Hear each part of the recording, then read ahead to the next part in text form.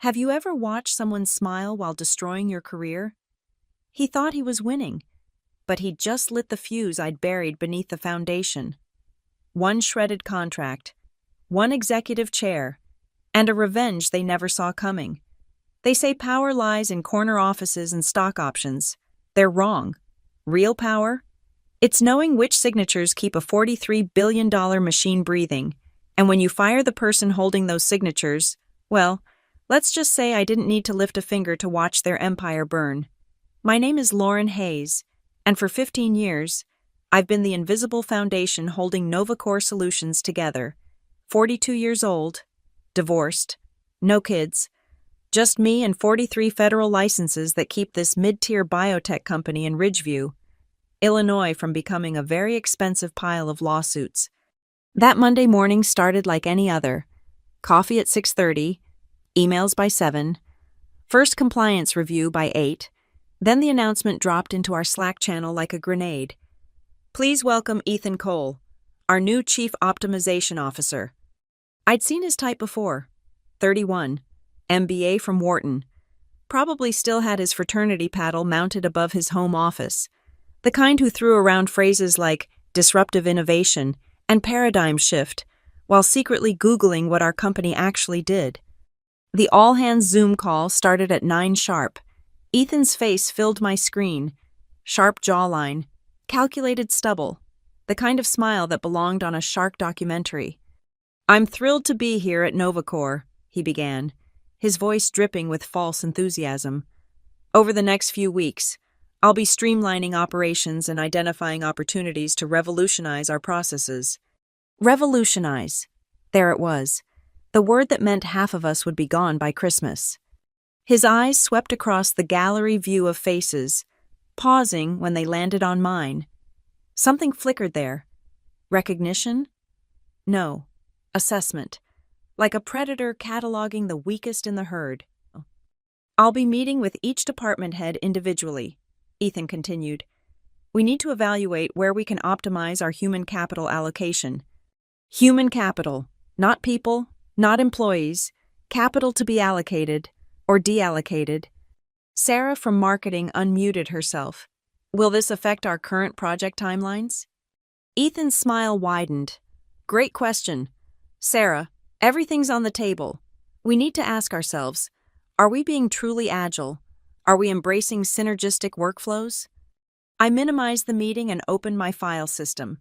15 years of federal compliance documentation, regulatory frameworks, license renewals, all organized in my personal filing structure that I'd never bothered to document because, well, job security, or so I thought. As Ethan droned on about leveraging cross-functional capabilities, I began backing up everything, not to the company cloud, to my encrypted personal drive. Every permit, every certification, every federal approval bearing my name as the authorized signatory. The meeting ended with Ethan promising exciting changes ahead. I watched my colleagues' faces, some worried, some eager to impress the new boss, most just confused by the corporate word salad they'd been fed. My assistant, Marcus, messaged me immediately. That guy gives me the creeps. Just another consultant in a suit, I typed back, but my fingers hesitated over the keys. This felt different, the way he'd looked at me, like I was already a line item to be crossed off. I pulled up my employment contract, scrolling to Section 7C. Most people never read the fine print. I'd insisted on this clause 15 years ago when NovaCore was desperate for someone who could navigate the federal regulatory maze. Back then, they'd have signed anything. There it was, buried on page 37. Upon involuntary termination, all federal licenses and permits held under employee's name shall be subject to immediate review and potential revocation within 48 hours of separation. They'd probably forgotten it existed. Hell, I'd almost forgotten myself. But as I watched Ethan's LinkedIn profile update in real time, transforming NovaCore Solutions into a lean, mean profit machine, I knew I wouldn't be forgetting anything. I locked my screen and walked to the break room. Janet from accounting was there, stirring sugar into her coffee with shaking hands. You see the new guy? She asked. Hard to miss him. Tommy from IT says Ethan's already asked for org charts going back 5 years. Wants to see who's been here the longest. The longest? The expensive ones. The ones who remembered when this company actually cared about its people. I smiled, pouring my own coffee. Let him look. Because Ethan Cole might have been sent here to cut the fat, but he had no idea he was about to slice into the very arteries keeping this place alive, and when he did, I'd make sure the blood was on his hands, not mine. The restructuring began on Tuesday. Ethan sent out a company-wide email at 7:45 a.m. sharp. Exciting news. We're implementing a Fresh Start initiative. All employees will re-interview for their positions to ensure optimal team placement. Re-interview for jobs we'd been doing for years. By noon, my admin access to the compliance dashboard had been revoked. An automated email informed me that system permissions were being optimized for enhanced security. 20 minutes later, Kylie, a 23-year-old marketing intern who'd asked me last week how to convert a Word doc to PDF, had been granted full administrative rights. I found Ethan in the executive conference room, surrounded by color-coded spreadsheets and what looked like an employee hit list. "Lauren!" He flashed that shark smile. "Just the person I wanted to see. Quick question. Do we really need dedicated compliance oversight when we could automate most of these processes?" I sat down uninvited. Automate federal regulatory compliance? Exactly. I've been looking at some fantastic software solutions, AI-driven, cloud-based, very cutting-edge. And which AI has been authorized by the FDA to sign official documentation? His smile faltered for a microsecond. Well, obviously we'd maintain some human oversight. Some? Look, Lauren, I respect what you've built here, really, but we need to think bigger. Why have one person bottlenecking critical processes when we could democratize the workflow? Democratize, another word for make someone else's problem until something goes wrong. I leaned back. Have you actually looked at what those processes entail? I've skimmed the highlights. Of federal biotech regulations. Tell you what, I said, matching his fake enthusiasm. Why don't I prepare a comprehensive overview for you? Show you exactly what the compliance department handles? That would be fantastic. But keep it high level, yeah? I don't need to get lost in the weeds. The weeds, also known as the details that keep executives out of federal prison. I spent the rest of the day creating 2 documents. The first was what Ethan wanted. A glossy, simplified overview with lots of white space and bullet points. The second was for my lawyer. Meanwhile, the Fresh Start interviews began. I watched through my office window as my colleagues filed into HR, some emerging confident, others in tears. David from Quality Assurance, 20 years with the company, came out looking like he'd seen a ghost. "They asked me to justify my salary," he said, slumping into my guest chair. 20 years of keeping us FDA compliant, and they want me to justify my salary to a kid who thinks GMP stands for good morning. People. By Thursday, the real cut started. First, they eliminated the redundancies. 2 lab techs who'd been cross-trained, the backup quality assurance specialist, the senior documentation manager who'd been with Novacor since its founding. But they kept Kylie. In fact, they promoted her. Compliance Coordination Specialist. Her new email signature read, she celebrated by accidentally deleting 3 months of audit logs before IT could restore them from backup. I still had my access to the federal portals. Those required biometric authentication that even Ethan couldn't strip away without my cooperation.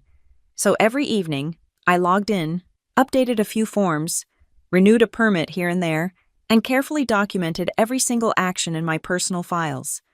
The thing about federal licenses in biotech isn't just that you need them, it's that they're intrinsically tied to the authorized signatory. You can't just swap names like changing a billing address. Each license represents years of built trust with federal agencies, backed by personal liability. 43 licenses, everything from DEA registrations for controlled substances to FDA establishment registrations, from state pharmaceutical licenses to federal import permits, my name on every single one. Friday afternoon, Ethan called an all-hands meeting. The conference room was packed, standing room only. He stood at the front like a general addressing his troops. "I know this week has been challenging," he began. "Change always is. But I'm excited to announce that we've identified over $2 million in operational savings through strategic realignment. Strategic realignment. Firing people who knew what they were doing and keeping those who didn't. We're also implementing a new automated compliance system that will reduce processing time by 70%.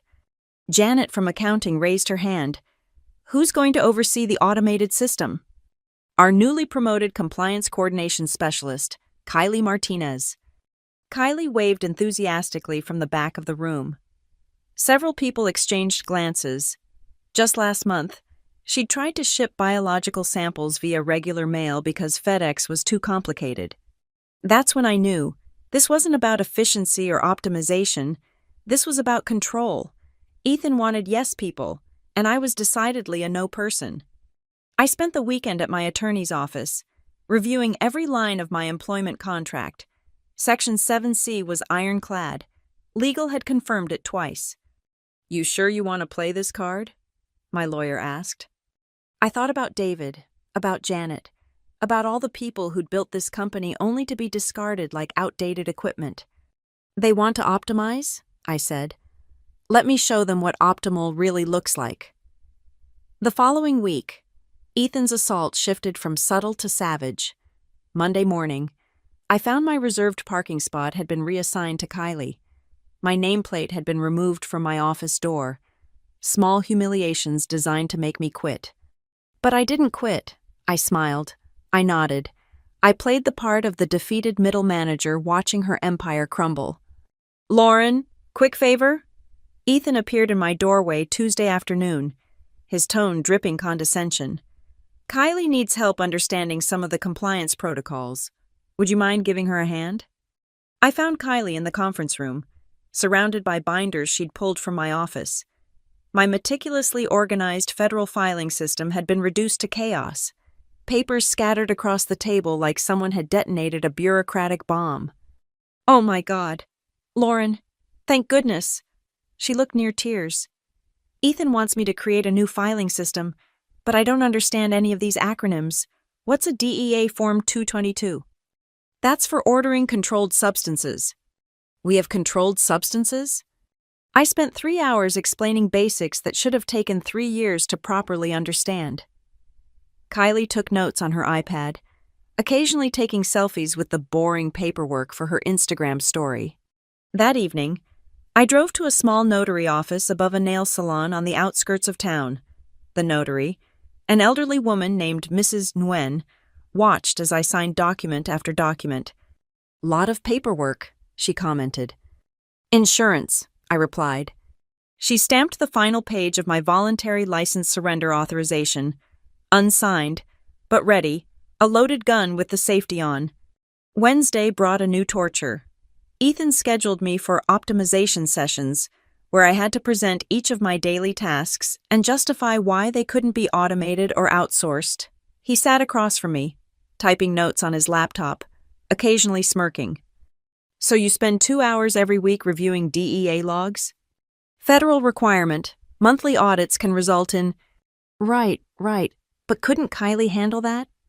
"Kylie doesn't have DEA authorization." "Yet," he made another note.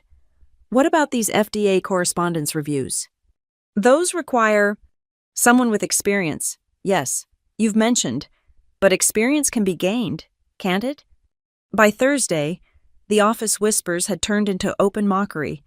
The junior staff, emboldened by Ethan's attitude, started calling my compliance flowcharts cave paintings and my federal requirement checklists ancient scrolls.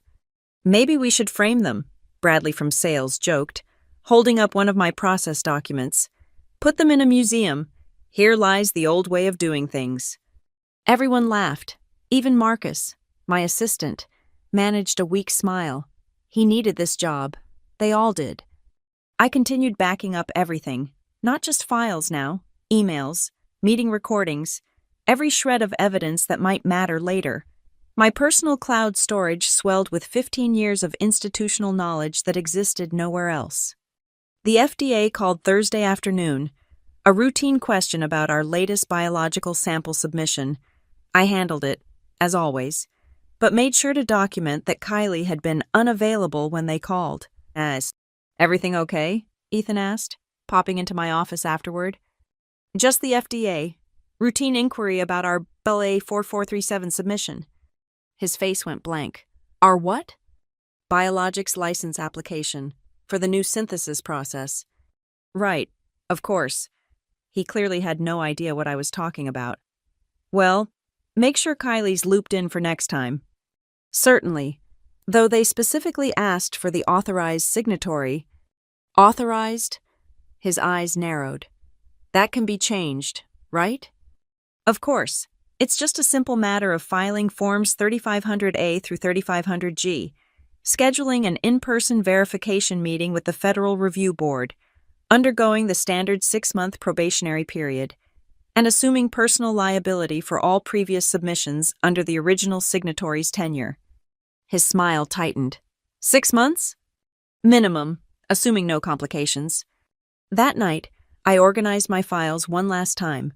43 active federal licenses, 27 pending applications, hundreds of renewal deadlines, each with its own Byzantine requirements. I created a detailed timeline showing what would happen if each license lapsed.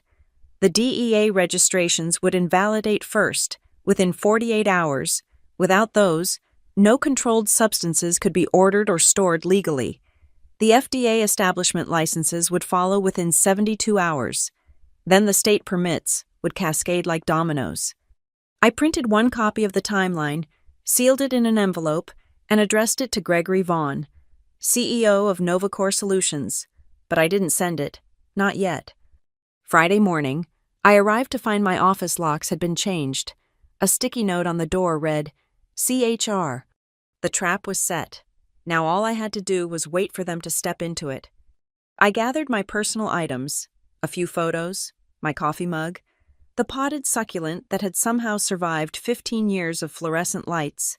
I left the compliance manuals, the process documents, the carefully organized files, let Kylie figure them out. As I walked past the break room, I heard Ethan's voice. Next week, we'll announce the final restructuring. Trust me, Novacor is about to become a much leaner, more profitable operation. I smiled. He had no idea how lean things were about to get. Friday's all-hands meeting was scheduled for 2 p.m. They'd transformed the main conference room into a theater of corporate execution, complete with a PowerPoint titled Novacor 2.0, Building Tomorrow's Success Today. I sat in the third row, cardboard box of personal items at my feet. Around me, 60 faces displayed various shades of anxiety. We all knew why we were here. The only question was who would be leaving with boxes of their own. Ethan strode to the front, wireless presenter in hand like a conductor's baton. Behind him, the senior leadership team sat in a row. HR Director Patricia Morse, CFO James Wright, and various department heads, all except our CEO, Gregory Vaughn, who was beginning his 2-week vacation in Monaco that very morning. Thank you all for joining us on this exciting journey, Ethan began, his voice echoing through the room. Over the past 3 weeks, we've conducted a comprehensive analysis of Novacor's operational structure. Click. The first slide showed a complex org chart, red X's marked through various positions like a corporate battleground. Change is never easy, he continued, but it's necessary for growth. Today, we're announcing the final phase of our optimization initiative. Patricia from HR stood up, holding a stack of folders, the termination packets. I counted them. 12, maybe 15, but I knew mine would be special. Before we proceed with the individual notifications, Ethan said, his eyes finding mine in the crowd, I want to address one significant change that exemplifies our new direction. Click. A new slide. Streamlining compliance, from bottleneck to fast track.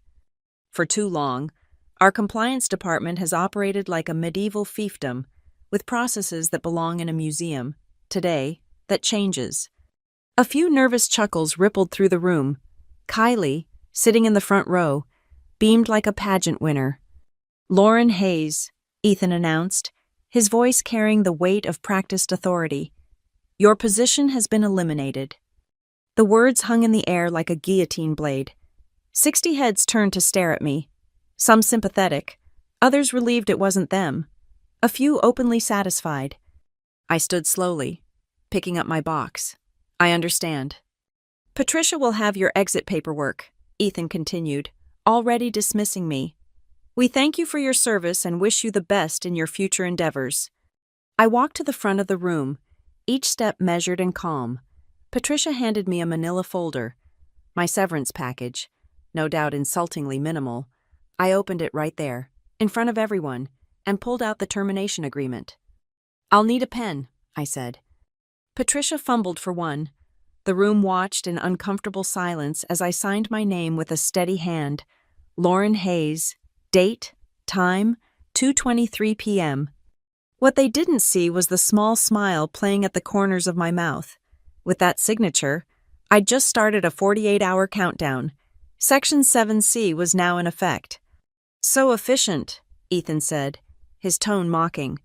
"If only your department had operated with such speed." A few people laughed, the ones angling for promotions, the ones who thought they were safe. Bradley from sales actually applauded. I tucked the signed papers back into the folder and handed it to Patricia. Then I turned to face the room one last time. "Good luck," I said simply. As I walked out, Ethan's voice followed me. "Now that's how you embrace change. People, Kylie, why don't you come up and share your vision for Compliance 2.0? The last thing I heard before the conference room door closed was Kylie's voice, bright and confident. "So, I was thinking we could use, a traffic light system, green for good, red for bad." The security guard escorted me to my car. Standard procedure. He apologized. I loaded my box into the trunk and sat in the driver's seat for a moment, watching the Novacor building in my rearview mirror. Inside my purse, my phone buzzed. An automated email from the Federal Licensing System. Signatory change notification received. License status update pending. 47 hours and counting. I drove home slowly, stopping at the notary's office to pick up my sealed documents. Mrs. Nguyen looked at me over her glasses. "Insurance?" she asked, remembering. "Activated," I replied. At home, I poured myself a glass of wine and opened my laptop.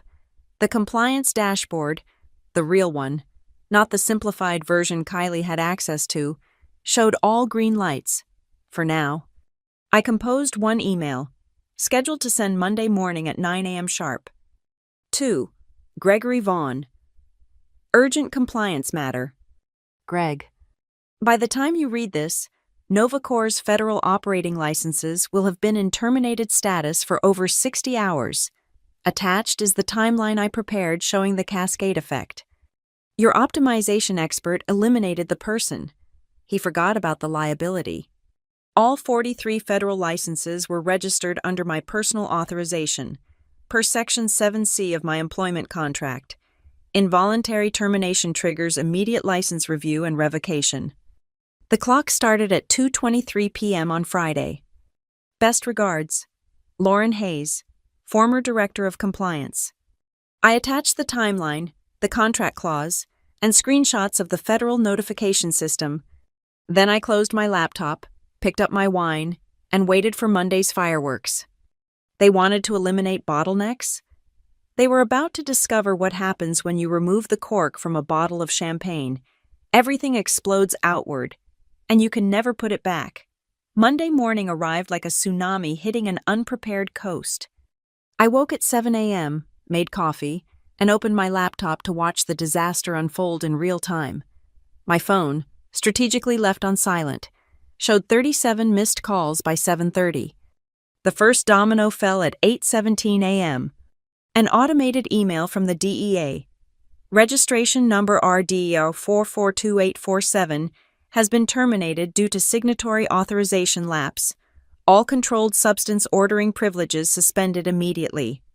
Then 8:23 a.m. FDA Establishment Registration, number 3004157892. Invalid.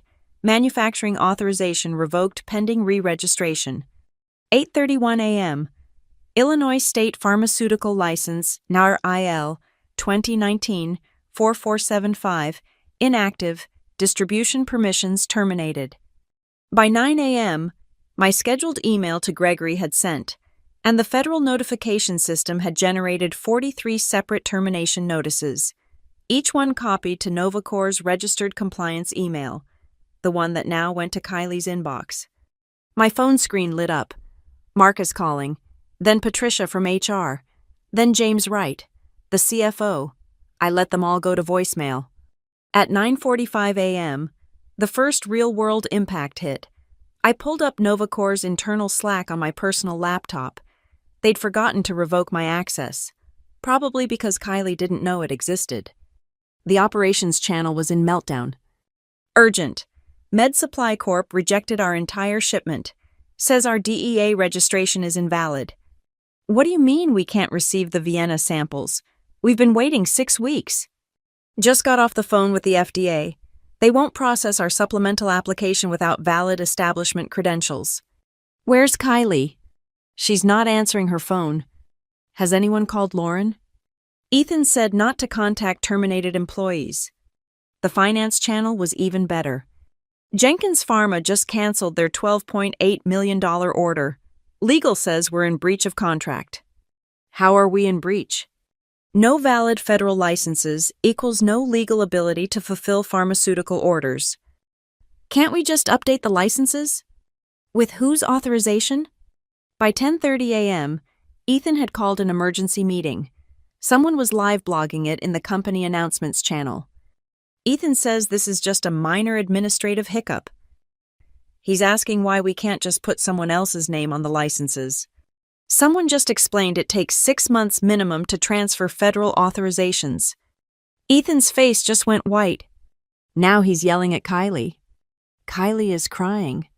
Someone just asked how much revenue we'll lose per day without operating licenses.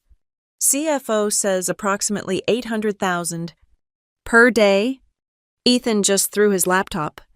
My email inbox started flooding at 11 a.m. Patricia from HR, trying to sound casual. Hi, Lauren. Hope you're enjoying your time off. Quick question about some compliance matters. James Wright, more direct. Lauren, we need to discuss an urgent situation. Please call immediately. Even Bradley from sales, suddenly respectful. Hey, Lauren. Really sorry about how things ended.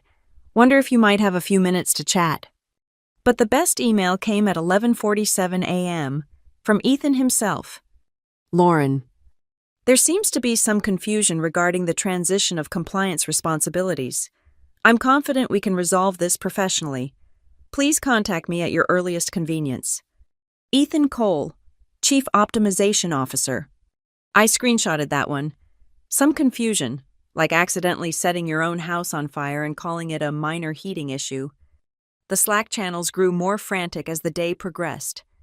Update. Just lost 3 more contracts. Total revenue impact now over $30 million. Has anyone reached Gregory? He needs to know. He's in Monaco. His assistant says he's in back-to-back meetings on his yacht. His yacht? Quality assurance says we can't even run basic tests without DEA authorization. We're effectively shut down. Facilities says the state inspector is here for our quarterly review. What do we tell him? The truth? That we fired our compliance director and forgot she was the only person legally authorized to operate? At 1:15 p.m., I received a FedEx delivery. Inside was a formal letter from Novacore's legal department, informing me that my actions had caused substantial harm to the company and demanding I immediately assist in transferring all federal authorizations. I photographed the letter and sent it to my attorney with a single word: adorable. By 3 p.m., the Slack channels had devolved into pure chaos.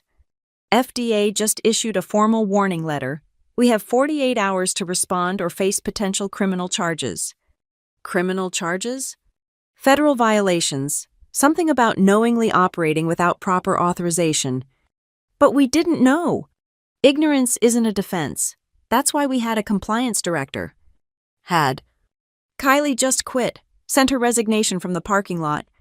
Smart girl. Smarter than us. At 4:22 p.m., my attorney called. Novacore's legal team just offered you a consulting contract, $150,000 to help them transfer the licenses. Tell them $2 million, I said, sipping my afternoon tea, plus full reinstatement, a formal apology, and Ethan's termination. They'll never agree to that. Then they'll never operate legally again. Section 7C is clear. I have no obligation to assist post-termination. In fact, helping them now could be construed as practicing without proper corporate authorization. The last Slack message I saw before they finally revoked my access was from Marcus. For what it's worth, Lauren, we all knew you were the backbone. Ethan just helped prove it. Good luck wherever you land. You'll be missed. I closed my laptop and walked to my kitchen window. Outside, the world went on as normal, but 13 miles away, in a glass building in Ridgeview, a $43 billion machine was grinding to a halt. All because someone confused necessary with expendable. All because Ethan Cole thought he could optimize the foundation out from under the house. All for a $2 million savings that was about to cost them everything. Tuesday afternoon. Gregory Vaughn's Gulfstream touched down at O'Hare at 2:37 p.m., 18 hours ahead of schedule. The captain of a sinking ship had finally heard the distress calls. I knew the exact moment he walked into Novacore's headquarters because my phone exploded with notifications from former colleagues. Marcus texted, "CEO is here. Never seen him this angry. Security is clearing the executive floor." By 3 p.m., local business reporters were sniffing around. The Ridgeview Business Journal ran a breaking news alert. Biotech giant Novacore faces federal shutdown after compliance crisis. At 4:12 p.m., Gregory Vaughn himself called. I let it ring 3 times before answering. "Lauren," his voice was hoarse, probably from screaming at his executive team. "We need to talk." "Hello, Gregory. How is Monaco?" "Cut the crap. You know why I'm calling. I received a letter from your legal team suggesting I caused substantial harm to Novacore. Should I be speaking with you without my attorney present?" I heard him take a deep breath. In the background, someone was shouting. Sounded like James Wright. "Lauren, please, I just walked into a nightmare. We've lost $40 million in contracts. The FDA is threatening to blacklist us. I've got shareholders calling for blood. Sounds like an optimization problem. I'm sure Ethan has a PowerPoint for that." Ethan is... He paused. No longer in a position to make decisions. "Oh? Listen, I just spent an hour on the phone with the FDA. They won't even discuss remediation until we have a qualified compliance officer. The only name they'll accept is yours." I said nothing, letting the silence stretch until it became uncomfortable. "I'm prepared to offer you immediate reinstatement," he continued. "Full back pay, 20% salary increase, and..." "Gregory, stop.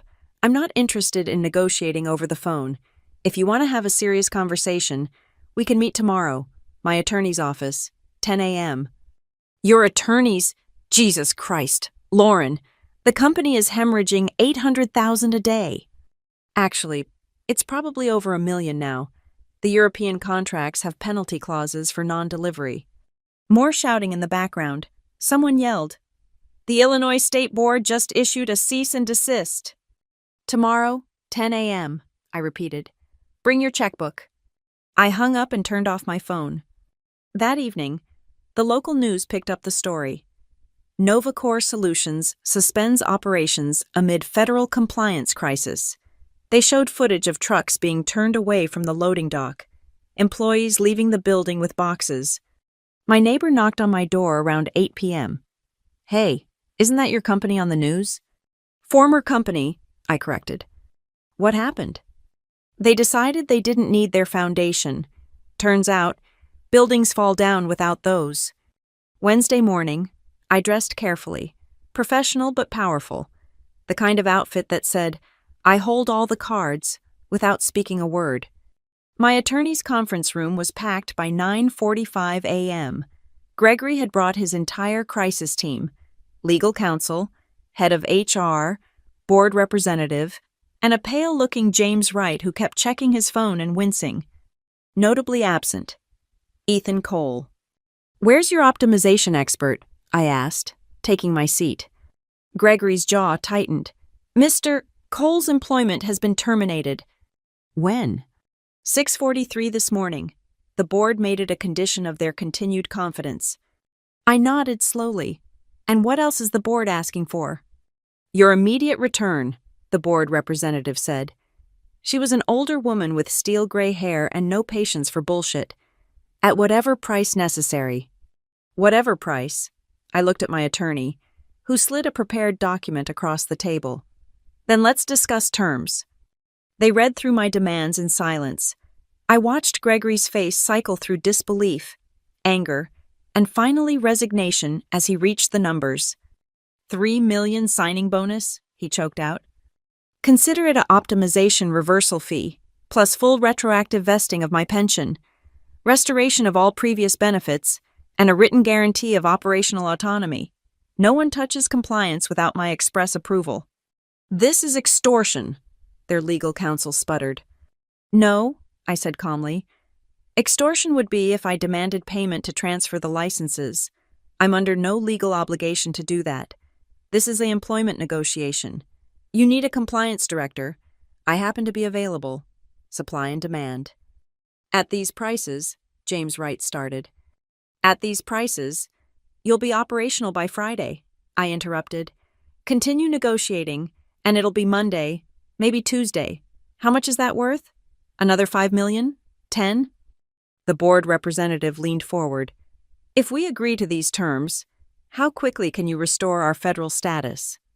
"I'll need to file emergency reinstatement petitions with 15 different agencies. With my existing relationships and history, I can have temporary authorizations within 72 hours, full restoration within 2 weeks. "And if we don't agree?" Gregory asked, though he already knew the answer. "Then I'll be starting my new position at Stratagem Biocore next Monday.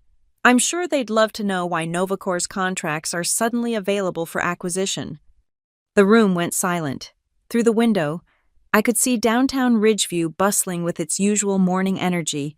Somewhere in that skyline, Novacore's building stood empty, a $43 billion ghost ship. "We need to call the board," Gregory said finally. "Take your time," I said, standing. "I'll be in the lobby. You have 30 minutes before I leave for another meeting."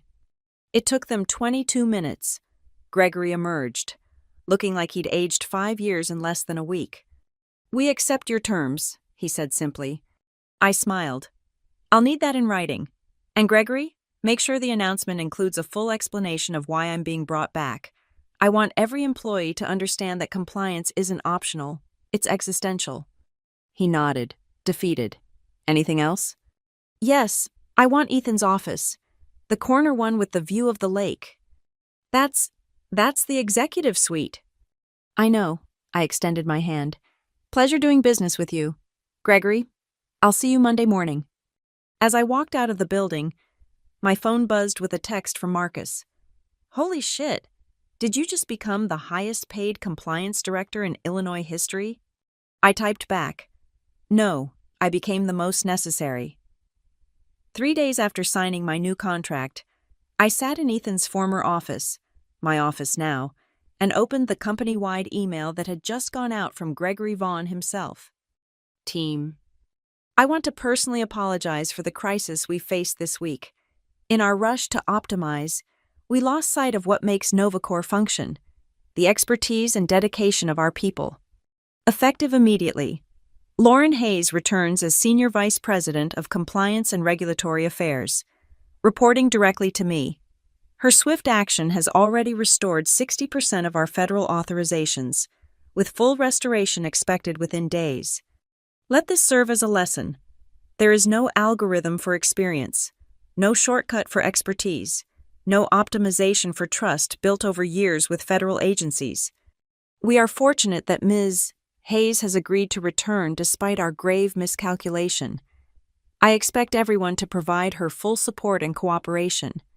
Gregory Vaughn, Novacore Solutions. My email immediately flooded with messages.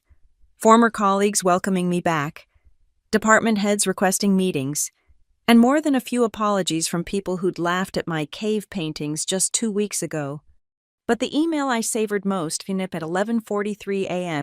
Lauren, I owe you an apology. When they brought me in, I saw numbers and inefficiencies, not the people and expertise behind them. I've learned an expensive lesson about the difference between cost and value. I'm joining a startup in Seattle. Ironically, they hired me because I now have experience in crisis management. If you ever need a reference for how not to run a company, I'm your guy. For what it's worth, you played this perfectly. I walked in thinking I was the smartest person in the room. Turns out, the smartest person was the one who knew exactly what would happen when I got my way. Ethan Cole. I read it twice, then archived it in a folder labeled Validation. The next week was a blur of federal filings, emergency authorizations, and relationship repair. I personally called every agency contact, apologizing for the temporary disruption and assuring them of Novacor's commitment to compliance. Lauren! Director Martinez at the FDA sounded relieved to hear my voice. When I saw Novacor's licenses had lapsed, I thought you'd died or something. No way you'd let that happen on your watch. Just a brief corporate reorganization, I said smoothly. I'm back now, full authority. Good. Between you and me, that young woman who called Monday didn't know a Form 483 from a grocery list, kept asking if we could make an exception just this once. By Friday, we were operational, not just restored, improved. I'd used the crisis to push through system upgrades I'd been requesting for years.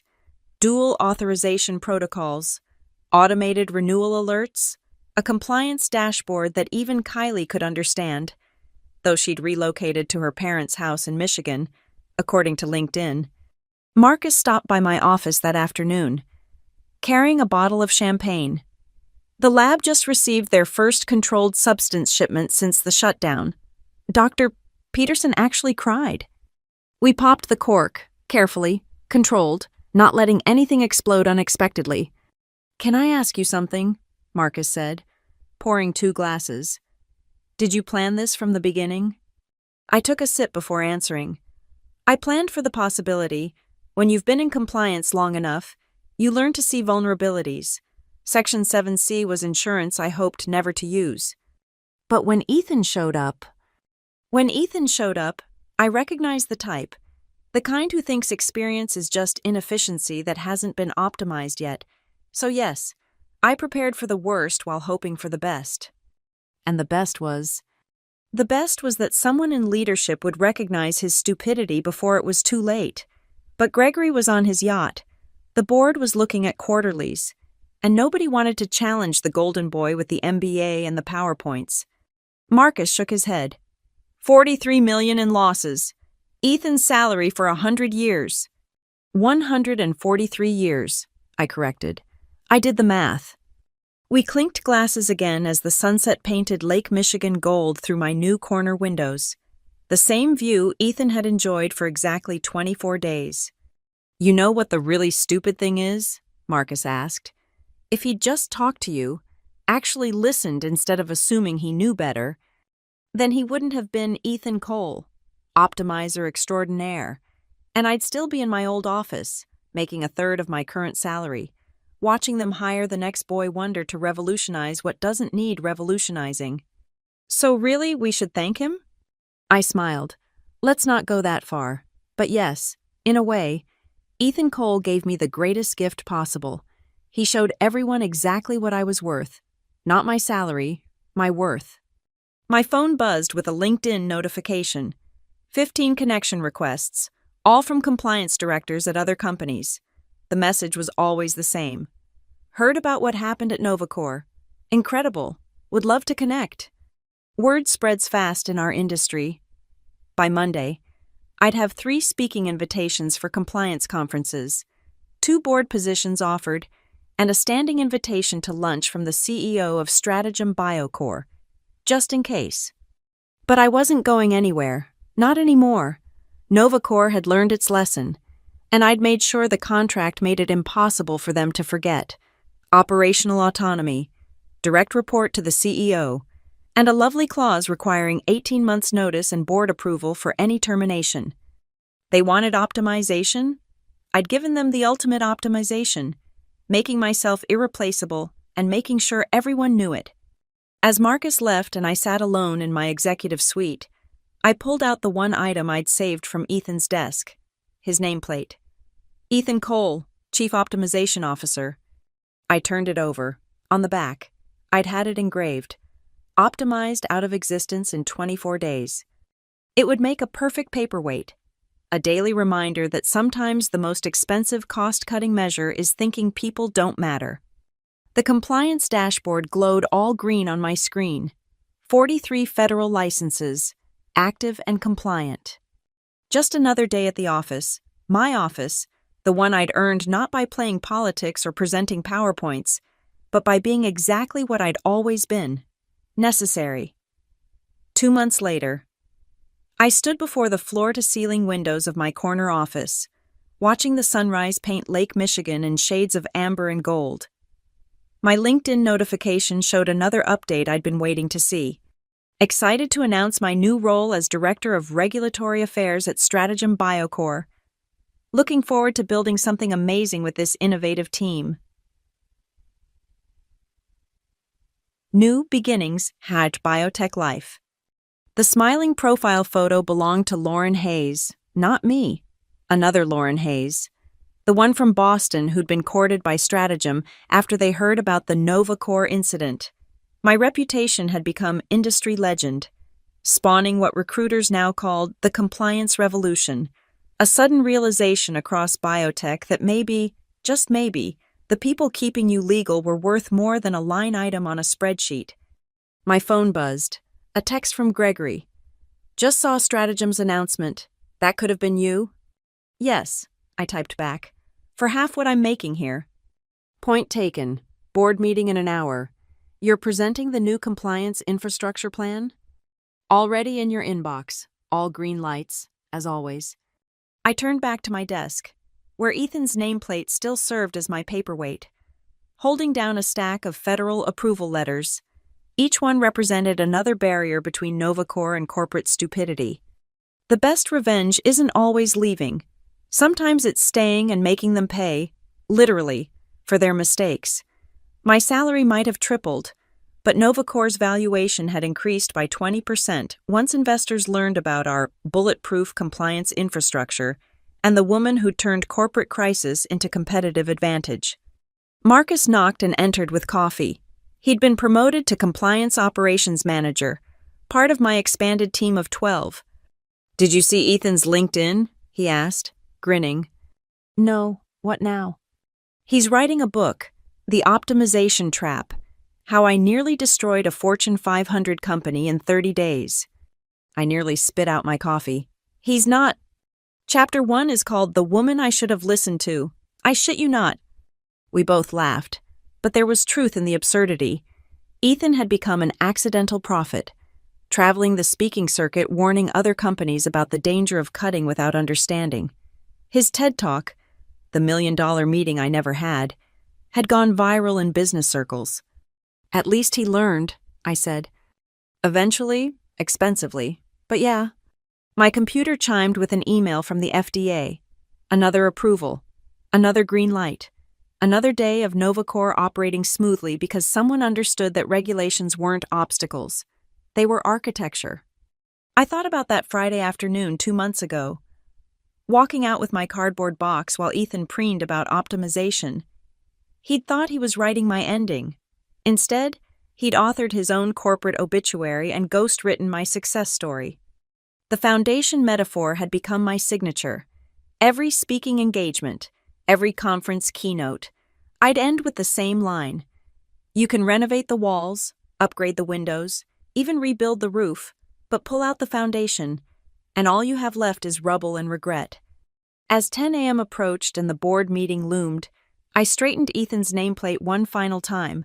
Some people might have thrown it away, but I kept it as a monument to corporate hubris, a reminder that in the modern business world, the most dangerous phrase isn't, "We've always done it this way," it's, "We don't need that anymore." I gathered my presentation materials, each slide a testament to what competence looks like when it's properly valued. 43 federal licenses, 0 compliance violations, 100% operational uptime. The numbers told a story, but not the whole story. They didn't capture the satisfaction of watching a company learn that some things can't be optimized, automated, or outsourced. Some things simply need to be respected, maintained, and, when you're foolish enough to destroy them, rebuilt at premium prices.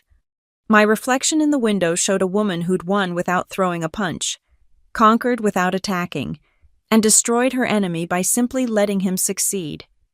Ethan Cole had wanted to optimize NovaCore. In the end, he'd optimized me, from overlooked necessity to recognized power. I smiled, thinking of all the compliance directors out there, sitting in their modest offices, maintaining the unglamorous infrastructure that keeps companies alive. Most would never get their Ethan Cole moment, their chance to prove their worth so dramatically. But maybe that was changing. Maybe the NovaCore incident would make CEOs think twice before dismissing the people who understand the rules. Maybe the next optimization expert would ask better questions before swinging the axe. Or maybe not. Maybe there would always be another Ethan, another PowerPoint, another promise to do more with less until you're left with nothing at all. Either way, I'd be here, in my corner office, making sure NovaCore never forgot the cost of forgetting. $3 million to bring me back, $43 million in losses, one executive career destroyed. All because someone confused price with value. All because Ethan Cole thought you could optimize the foundation. All because sometimes, the best revenge isn't leaving the building, it's owning the top floor. Thank you so much for listening to my story. I'm curious, where are you tuning in from? Drop a comment below and let me know what city or country you're listening from. I'd love to connect with revenge story enthusiasts around the world. If you enjoyed this tale of corporate karma, please subscribe to the channel and share your thoughts.